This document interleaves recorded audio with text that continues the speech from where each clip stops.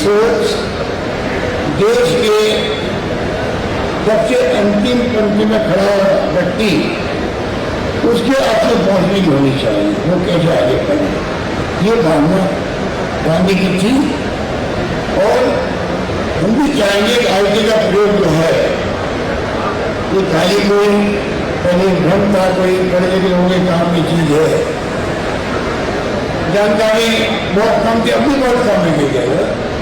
ये तो मोबाइल और इंटरनेट की सेवाओं ने क्रांति कर दी है। छोटे बच्चे भी घरों के अंदर जो है 4, 5, 6 साल के बच्चे हैं, वो भी पालन कर देते हैं मोबाइल के माध्यम में, खेलना भी, सीखना भी, ज्ञान ग्रहण करना, बड़ी क्रांति। अब दुनिया के पूरा जो ब्रह्मांड है उसका आपकी दखल हो गई है। आप जानकारी है कभी जुड़ सकते हैं दुनिया भर के लोगों से। क्रांति नहीं तो क्या है, इसे सोशल मीडिया को वक्त भी आएगा, एक मोबाइल टेलीफोन इलाज होगा। टेलीफोन क्या होता है हम जानते हैं, तो अपने घंटे रहते तो जयपुर दोस्तों बात करने लगे, दिल्ली बात करते, नेता नेता नेता तो कर लेता, पॉकेट वाला पंचायती करता था, उनकी मर्जी पे बात होती थी। कई बार ऊपर को देखा है कि छोटा मोबाइल फोन, स्मार्टफोन जोड़ दिया दुनिया में आपको सबको, तो सबका राजी कर दिया। इसलिए आज तो हम लोग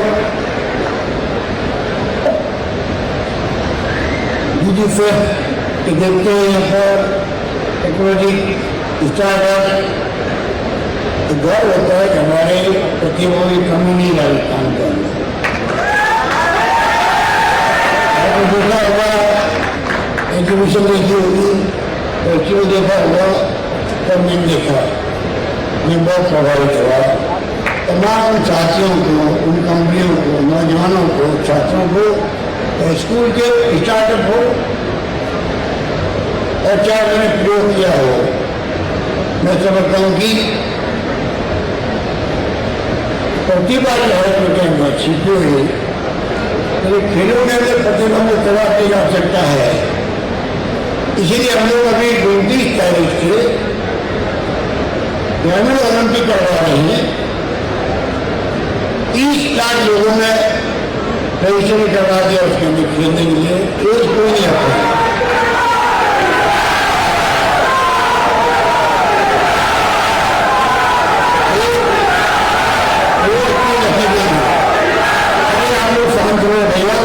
सफाई के पहले हो लोग कहेंगे वीडियो सब सेवा में आगे देती है।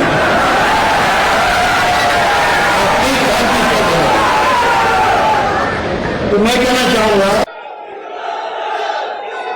एज नहीं रखी गई है। अरे आप लोग शांत रहो भैया, वरना सब सफेद कपड़े पहने हुए हो, लोग कहेंगे मीडिया वाले सब सेवा दल के लोग आगे दिखते हैं। यहाँ पर आप प्लीज शांति से बैठे रहें। तो मैं कहना चाहूंगा ये पूरी क्रांति का फायदा हम कैसे लें।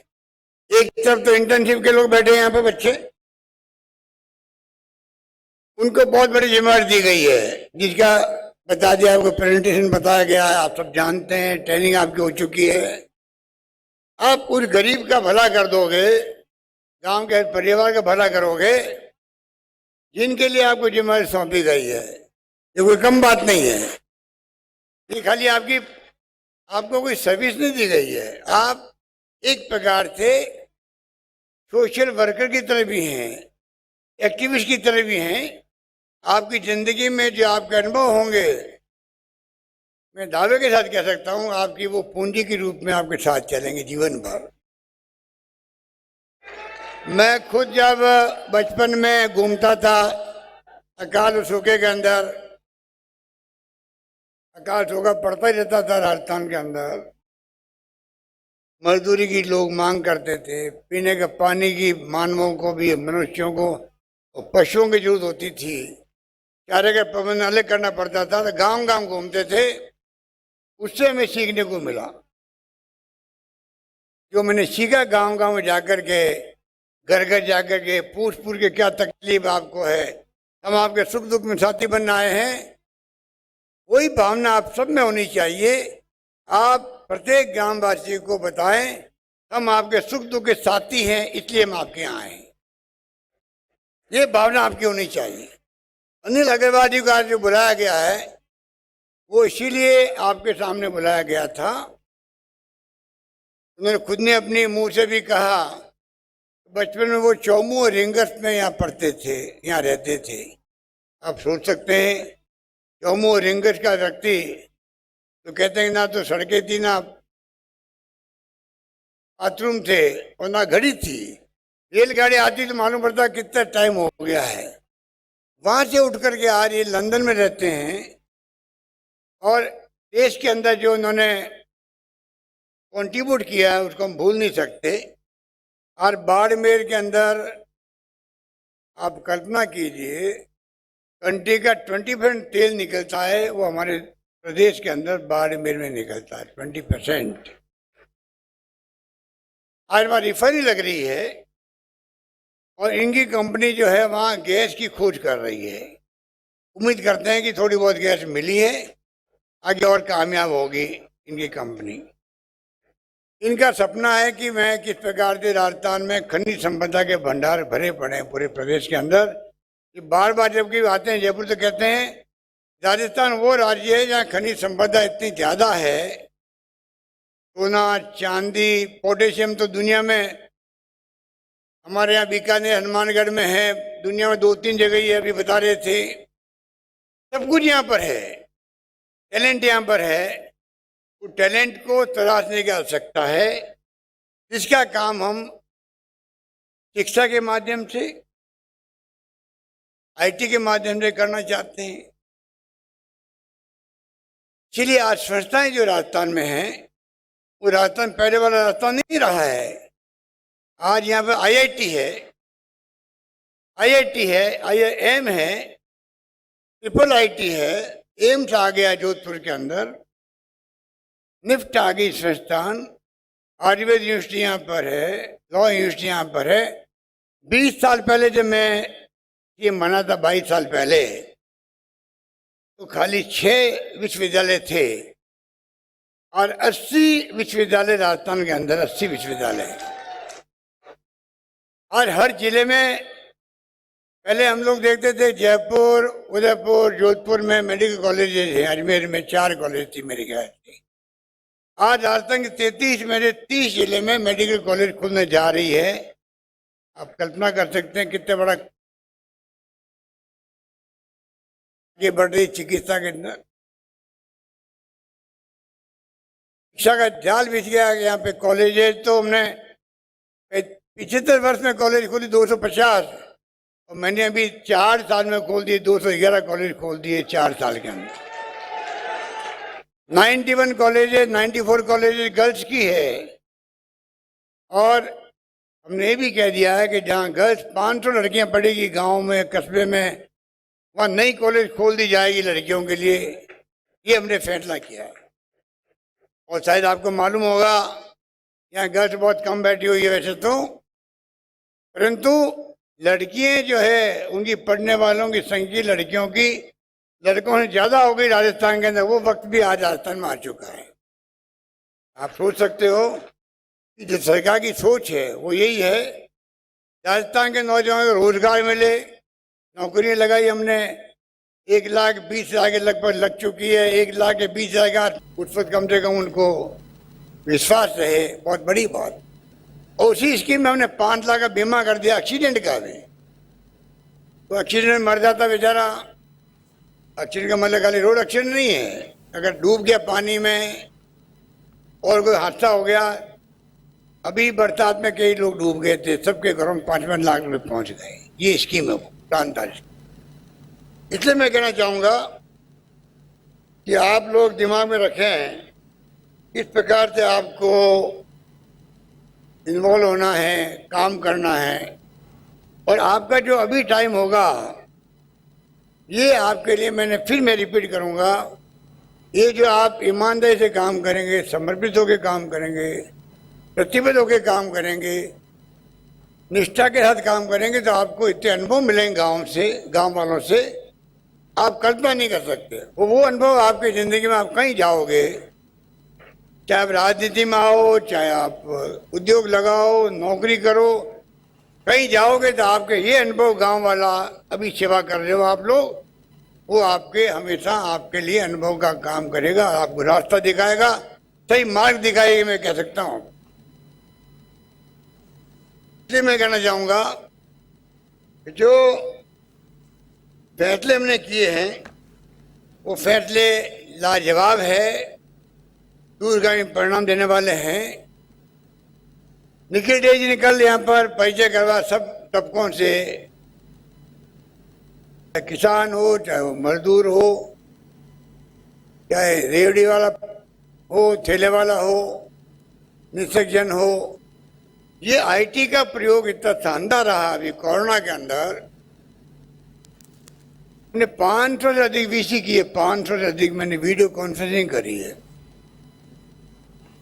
300 साढ़े 300 तो खाली कोरोना के लिए थी। उसके अंदर राजस्थान वो राज्य आज है जहाँ हर ग्राम पंचायत जुड़ी हुई है, वीडियो कॉन्फ्रेंसिंग जुड़ी हुई है।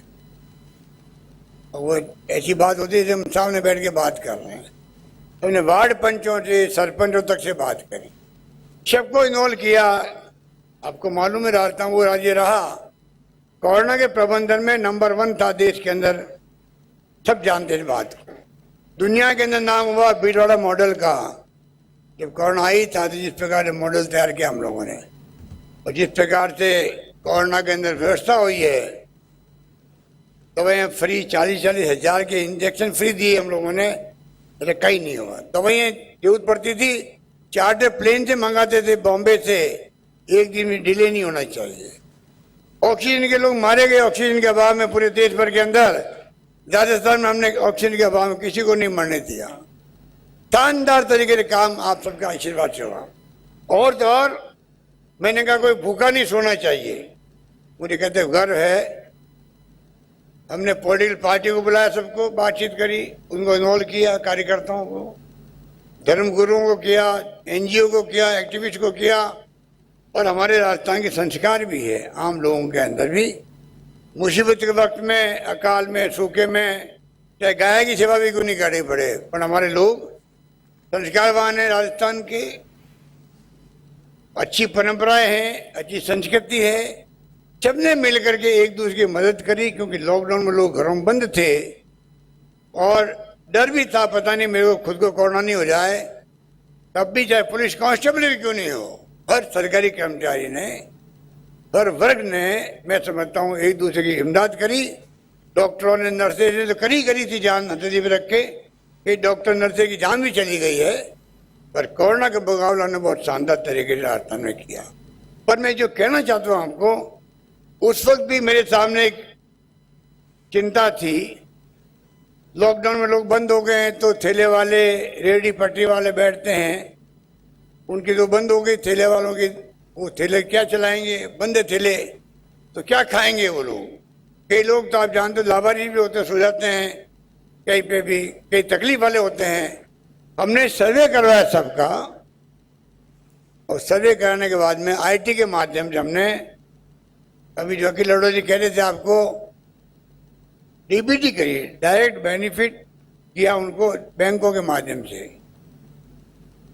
डायरेक्ट बैंकों में पैसा पहुंचे, उन सबके खाते खुलवाए गए, और 35 लाख लोगों को 5 बार हम लोगों ने 1,000 1,500 रुपये भेजे, जिसे आदमी भूखा नहीं रहे।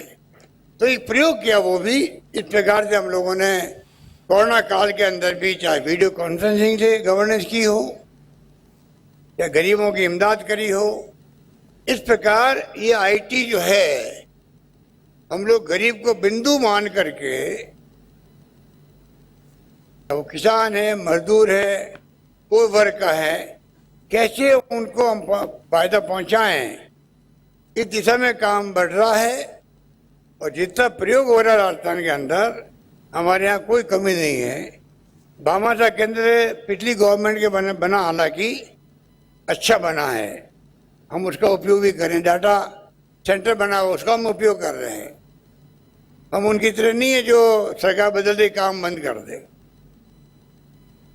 तो उनके काम को आगे बढ़ाते हैं। सरकार बदल जाओ भलाई, हमारी सरकार आई तो हम उनको काम को आगे बढ़ा रहे हैं। ERCP है 13 जिलों की पीने के पानी योजना। प्रधानमंत्री जी हम बार बार रिक्वेस्ट करेगा, आप कृपा करके इसको राष्ट्रीय परियोजना घोषित करो। जो वादा किया आपने जयपुर में, अजमेर में, हम छोड़ने वाले नहीं है प्रधानमंत्री नरेंद्र मोदी जी को। लगातार लगातार लगातार मांग करते रहेंगे। 2 लाख हेक्टेयर पानी सिंचाई का, 2 लाख हेक्टेयर पानी सिंचाई का मिले लोगों को। 13 जिले में पानी पहुंचे पीने का। राष्ट्रीय परियोजना घोषित होगी, जल्दी होगा, वरना हमने काम बंद नहीं किया। उनके कहने के बावजूद भी 9,000 करोड़ रुपये रखे मैंने अभी उसके लिए। काम चालू चलता रहे, चलता रहे, चलता रहे, आगे बढ़े। इस प्रकार से IT का प्रयोग जो है हम हर क्षेत्र में करेंगे। IT को बढ़ावा देंगे और इंक्यूबेटर सेंटर बने हैं, स्टार्टअप आगे आ रहे हैं। जितने नौजवान हैं, हम तो 200 छात्रों को विदेश भेजने के लिए, आपको मालूम है मैंने बजट में घोषणा कर रखी है, 200 छात्र जो साधन जिनके पास नहीं है उनको भी विदेश में पढ़ने का सौभाग्य मिले। खाली पैसे वाले जाए वो बात नहीं है, पूरा सरकारी खर्चे पे उनको भेज रहे हैं विदेश में पढ़ाई करने के लिए 200 छात्रों को, प्रतिभावान छात्रों को। इस प्रकार से हम लोग लगे हुए हैं। और मुझे खुशी है कि आज 2002 के अंदर जो लोक मित्र के नाम से हमने शुरुआत करी थी, बढ़ते बढ़ते वो ई-मित्र हो गया। आज बताइए आप 80,000 85,000 ई-मित्र चल रहे हैं राजस्थान में। 100 से अधिक सेवाएं दे रहे हैं वो सभी तरह की। और जो एडवांस में ई-मित्र के मशीनें हैं, ई-मित्र प्लस कहलाती है वो तो आप खुद सेल्फ ऑपरेट कर सकते हो और कोई तरह की इंफॉर्मेशन ले सकते हो। आप कल्पना कीजिए जिस प्रकार से आप 100 से अधिक सेवाएं अगर उसको मिलने लग जाए, जितनी स्कीम है आपकी, वो आपके लोग सेवा केंद्र में उपलब्ध हो जाए पोर्टल के माध्यम से। कल्याणकारी योजनाएं जो है उसकी जानकारी मिल जाए, बेनिफिशियरी के लिए लिस्ट पोर्टल बन जाए उनके लिए। ये तमाम काम को आगे बढ़ाया जा रहा है। और मुझे खुशी है सिविल सोसाइटी के लोग, अभी उन्होंने खुद ने प्रोग्राम किया बिरला ऑडिटोरियम के अंदर, पूरे राजस्थान के सिविल सोसाइटी के लोग, अरुणा राय जी, निखिल डे जी, तमाम लोग आए थे। उन्होंने हमें विश्वास दिलाया है, जैसे हमारे राजीव गांधी युवा मित्र बैठे यहाँ पर, उसी ढंग से वो लोग भी राजस्थान भर में, सिविल सोसाइटी की बहुत बड़ी भूमिका है राजस्थान के अंदर। हमेशा हमने इनको प्रोत्साहन दिया है। जब मैं पहली बार मुख्यमंत्री बना था, RTI पहली बार हिंदुस्तान में आई है तो राजस्थान से शुरुआत हुई थी उसकी, और वो अरुणा राय जी और निखिल डे के कारण हुई थी। उसके बाद में तो यूपी गवर्नमेंट ने कानून बना के आम जनता को जो अधिकार देने का काम किया है, डॉक्टर मनमोहन सिंह जी के वक्त में, सोनिया गांधी जी के वक्त में, जिसमें आज देखिए आप RTI के अलावा RTE एजुकेशन गरीबों के लिए, फूड सिक्योरिटी एक्ट बन गया, 2 रुपये किलो गेहूँ, 3 रुपये किलो चावल। राजस्थान में हम 1 रुपये किलो गेहूँ दे रहे हैं। और नरेगा जो आया महात्मा गांधी के नाम से, जो अभी कोरोना में जो लाखों मजदूर पैदल चले थे हिंदुस्तान भर में, उनको बचाया किसी ने, तो नरेगा ने बचाया है। उनको रोजगार मिल गया आखिर के अंदर। तकलीफ बहुत पाई उन लोगों ने, इसमें कोई दो राय नहीं, पर आखिर में उनको रोजगार मिला, लाखों लोगों को काम मिला था। और राजस्थान गवर्नमेंट तो बहुत प्रगतिशील है, प्रोग्रेसिव गवर्नमेंट है। हमने 100 दिन की बजाय 25 दिन हमारे खर्चे से रोजगार देंगे, ये व्यवस्था हमने कर दी है राजस्थान के अंदर। एक्स्ट्रा शहरों में अलग से हमने इंदिरा गांधी के नाम से नरेगा की तरह स्कीम शुरू कर रहे हैं राजस्थान के अंदर, जल्दी शुरू होने वाली है। शहर में जो बेरोजगार हैं, मजदूर हैं, उनको काम मिलने लग जाएगा। इस प्रकार से चारों बजट जो है हमारे, अगर कोई रिसर्च करे तो पाएगा कि ऐसा बजट हिंदुस्तान के अन्य राज्यों के मुकाबले में हम किसी से कम नहीं हैं, ये मैं दावे के साथ में कह सकता हूं आपको। समय नहीं है कि मैं सब बातें बताऊं आपको, इसलिए मैं आपको आह्वान करना चाहूंगा कि कृपा करके आप जो है भविष्य आप है देश के, प्रदेश के नौजवान पीढ़ी भविष्य है, उनको चाहिए कि वो संस्कारवान जो बने हैं हमारे प्रदेशवासी, उसी रास्ते पे चलें और प्यार, मोहब्बत, भाईचारा, अहिंसा का माहौल बनाए, हमेशा रखें। क्योंकि अगर कहीं झगड़े होते हैं वो परिवार के ऊपर नहीं आता है, या शांति होती है परिवार ऊपर बढ़ता है। परिवार में भी भाईचारा हो, वही बात लागू होती है गांव के लिए भी, प्रदेश के लिए, देश के लिए। अगर तनाव है, हिंसा का माहौल है और हिंसा होती रहती है, दुर्घटनाएं होती रहती है, आप सोच सकते हो कि तकलीफ आती है प्रदेश को। हमारे पर बहुत बड़ा भार है, हम कैसे एक व अखंड रहें, देश मजबूत बने। 75 साल का जो अमृत महोत्सव मना रहे हैं हम लोग, उसमें खाली इवेंट नहीं हो बल्कि जो हमारी उपलब्धि हैं, उन नेताओं ने जिन्होंने कुर्बानियां दी है, बलिदान दिया है, त्याग बलिदान किए हैं, फांसी के फंदे पर चढ़े थे वो लोग, गोलियां खाई अंग्रेजों के वक्त में, जेलों में बंद रहे थे पंडित नेहरू जैसे लोग 10-10 साल। वो उपलब्धि हमारे सामने, नौजवान पीढ़ी को बताएं। और आजादी के बाद में सुई नहीं बनती थी यहाँ पर, कोई बाढ़ से आती थी। राजस्थान में बिजली 13 मेगावाट थी, और 23,000 मेगावाट बिजली पैदा हो रही राजस्थान के अंदर हो रही है। तो ये कोई ऐसे ही नहीं हो गया, जो कुछ भी हुआ है, हो रहा है। आज आधुनिक भारत से हम बैठे हैं इस प्रकार से, कहाँ बिजली थी, कहाँ पानी थी, कहाँ ये टेंट थे। उस जमाने से शुरू करते करते आज पहुंचे। हमें गर्व होना चाहिए। लोकतंत्र में सरकार बदलती रहती है पार्टियों की, उसकी चिंता नहीं करनी चाहिए हमें। और हम जिन्होंने कंट्रीब्यूट किया है, प्रधानमंत्री हो, चाहे वो आम नागरिक हो, फ्रीडम फाइटर हो, उन सबकी कुर्बानियों को, त्याग को, बलिदान को, उनकी उपलब्धियों को, उनकी भागीदारी को अगर हम पढ़ाएंगे बच्चों को, नौजवान पीढ़ी को, जो कल का भारत का निर्माण करने वाले वही बनेंगे, तब जाके वो अगली पीढ़ी को बता पाएंगे अपने बारे में, देशवासियों के बारे में। और ये गर्व जो होता है, मोटिवेशन होता है, ये देश को मजबूत बनाता है, सबकी भागीदारी करता है, देश एक रहे, अखंड रहे। हमारे यहाँ अनेकता में एकता, अलग अलग भाषाएं हैं, बोलियां हैं, जाति हैं, धर्म हैं, हम सब मिलके चलेंगे तभी तो मजबूत रहेगा मुल्क। वरना पाकिस्तान बनाता है धर्म के नाम पर, मुस्लिम होने के नाते पाकिस्तान बना दिया गया जबरदस्ती। हम तो अलग बनेंगे मुसलमान की धर्म के नाम पर। दो टुकड़े क्यों हो गए फिर पाकिस्तान के?